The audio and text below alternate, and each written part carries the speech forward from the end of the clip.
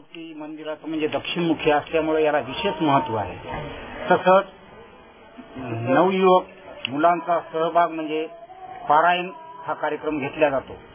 यामध्ये जास्तीत जास्त नवयुवक मुलं कसे बसतील याचा विचार केला जातो.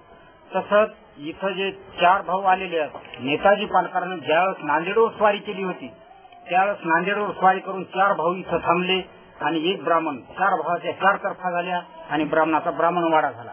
आमचं मूळ घराणं म्हणजे शिखर शिंगणापूर येथील असून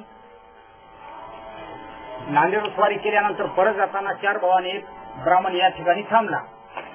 तसंच इथून गेल्यानंतर नेताजी पालकर धाराशिव या ठिकाणी त्यांना मुघलांनी अटक केली.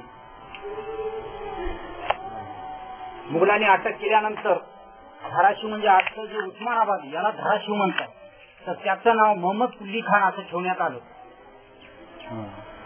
तसंच या ठिकाणी अंबादेवीचं विशेष स्थान आहे. अंबा या देवीच्या स्थानावरूनच या गावाला अंबा हे गाव पडलेलं आहे. तसंच इकडं महादेव मंदिर आहे, त्या देवाचं नाव अमरेश्वर आहे.